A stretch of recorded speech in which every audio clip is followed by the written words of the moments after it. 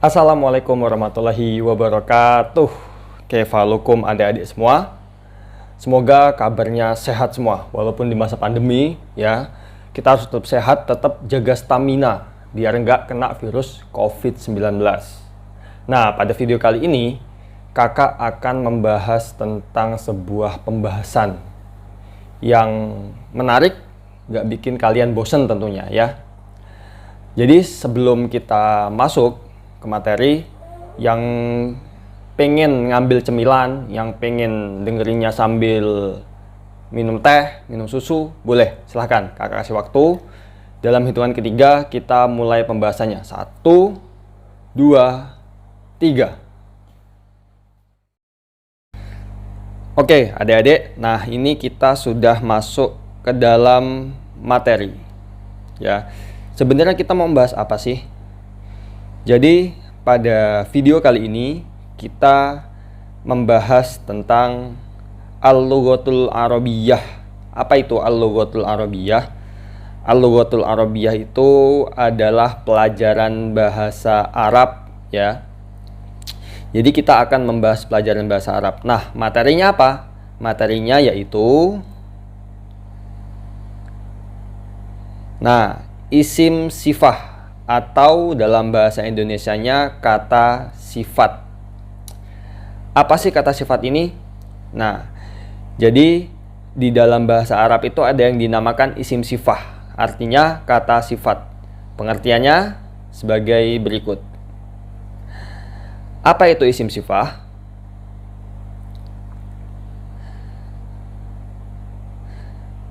Nah, pengertian isim sifah atau kata sifat adalah sebuah kata dalam bahasa Arab yang menjelaskan sifat dari isim yang disifati. Maksudnya gimana sih kak? Maksudnya nih contoh, rumah itu besar. Nah, kata sifatnya itu adalah besar. Jadi yang kata bendanya itu adalah rumah, maka yang disifati itu adalah rumah. Rumahnya apa? Rumahnya besar. Nah, kata sifatnya besar dan rumahnya itu yang disifati. Jadi itu yang dimaksud dengan kata sifat atau isim sifah. Yang selanjutnya, contoh isim sifah. Apa aja sih kata-kata sifat dalam bahasa Arab itu? Ada macam-macam ya. Jadi ada isim sifah dalam bahasa Arab doyikun dan doyikotun. Artinya apa? Artinya sempit. Kemudian yang kedua ada wasi'un dan wasi'atun, yang artinya luas. Kemudian soghirun dan soghirotun, yang artinya kecil. Yang keempat kabirun dan kabirotun, artinya besar. Yang kelima wasihun dan wasihatun, artinya kotor. Kemudian nadifun dan nadifatun, yang artinya lawan dari kata kotor yaitu bersih. Nah, jadi ini contoh-contoh kata sifat. Sebenarnya nggak cuma 6 ini, masih ada banyak, tapi di sini kakak berikan 6 saja ya, biar kalian nggak bingung. Jadi itu ada 6 kata sifat ini. Nah, ini kok ada 2 kak? Contoh nih, yang nomor 1 ada doyikun, ada doyikotun. Kemudian yang nomor 2 juga ada wasihun dan wasiatun. Dan yang selanjutnya sampai nomor 6 ada kabirun, kabirotun. Ini gimana ini? Jadi, ini ada 2 jenis kata sifat. Yang pertama kata sifat muzakkar dan kata sifat mu'annas, seperti yang kita bahas sebelumnya ya. Ada muzakkar dan mu'annas dalam bahasa Arab. Nah, yang di sebelah kanan doyikun, soghirun, wasihun, wasi'un, kabirun, dan nazifun itu muzakkar. Sedangkan yang doyikotun, wasi'atun, yang ada tuntunnya ini itu mu'annas. Mengapa? Karena nanti kata sifat ini akan menyesuaikan sama kata yang disifati, kata benda, hewan, dan lain sebagainya ya. Jadi harus menyesuaikan kata sifat ini. Makanya dia ada 2, ada yang muzakkar dan mu'annas. Oke, yang selanjutnya contoh dalam kalimat. Jadi kita akan mengetahui gimana sih kalau isim sifat di dalam kalimat. Di sini kakak berikan contoh, ada rumah itu bersih, kelas itu bersih. Oh maaf, yang pertama rumah itu besar, kelas itu bersih, taman itu luas. Nah, kira-kira apa ini bahasa Arabnya ya? Oke, kita mulai dari yang pertama, yang paling sebelah kiri.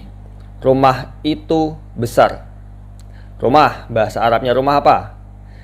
Bahasa Arabnya rumah adalah baitun. Nah, baitun ini, rumah ini, itu sifatnya adalah besar. Bahasa Arab besar di sini ada kabirun dan kabirotun. Kira-kira yang pas digabungin atau dicocokin sama baitun itu yang kabirun atau yang kabirotun nih? Apa kira-kira? Ayo. Dan ternyata yang benar adalah kabirun. Ya, jadi baitun kabirun. Ngapa kok kabirun? Ngapa nggak kabirotun? Ternyata baitun itu adalah jenis muzakkar, ya. Maka kata sifatnya juga harus ikut muzakkar. Nggak boleh harus kata sifatnya mu'anas, nggak boleh. Jadi harus sesuai. Muzakkar, muzakkar, mu'anas, mu'anas. Karena baitun ini muzakkar, maka kata sifatnya juga harus muzakkar. Maka yang benar adalah baitun kabirun, bukan baitun kabirotun. Kemudian contoh kalimat yang kedua, kelas itu bersih. Bahasa Arabnya kelas apa? Faslun. Bersih, ada nadhifun dan nadhifatun. Nah, kira-kira yang cocok dan pas disandingkan sama faslun, kata kelas ini, itu apa sih? Nadhifun apa nadhifatun? Faslun ini jenisnya adalah ya muzakkar. Maka yang pas kalau disandingkan dengan faslun adalah nadhifun. Ya, sama-sama muzakkar. Jadi yang benar adalah faslun nadhifun, bukan nadhifatun. Karena nadhifatun itu mu'anas, sedangkan faslun muzakkar. Jadi seperti itu. Dan contoh kalimat yang terakhir, taman itu luas. Bahasa Arabnya taman apa? Hadiqotun. Nah, ini sekarang nih, hadiqotun. Hadiqotun mu'anas atau muzakkar ya kira-kira ya. Taman itu luas. Luas bahasa Arabnya wasi'un dan wasi'atun. Hadiqotun mu'anas atau muzakkar? Ada tak marbutohnya. Ya, benar. Hadiqotun adalah mu'annas. Maka kata sifat yang pas disandingkan dengan hadiqotun adalah wasi'atun. Jadi taman itu luas. Bahasa Arabnya yang benar adalah hadiqotun wasi'atun. Jadi seperti itu. Nah, harus disesuaikan. Kata sifatnya mengikuti bentuk kata yang disifati. Jadi seperti itu ya. Contoh isim sifah atau kata sifat di dalam kalimat. Yang selanjutnya, kesimpulan. Jadi kesimpulan pembahasan kita apa sih? Kok cepet banget sih kak pembahasannya? Ya nggak usah lama-lama ya. Kalau lama-lama bingung nanti malahan. Jadi kesimpulan pada materi kali ini, isim sifah atau kata sifat adalah yang pertama, perhatikan jenis kata bendanya. Maksudnya, kita lihat dulu, perhatiin dulu. Ini kata bendanya ini muzakkar atau mu'anas. Karena apa? Karena nanti isim sifatnya, kata sifatnya itu mengikuti kata bendanya. Makanya kita harus tahu dulu kata bendanya muzakkar atau mu'anas. Ciri-ciri yang paling enak kalau mu'anas dalam bahasa Arab ada tak marbutohnya. Itu.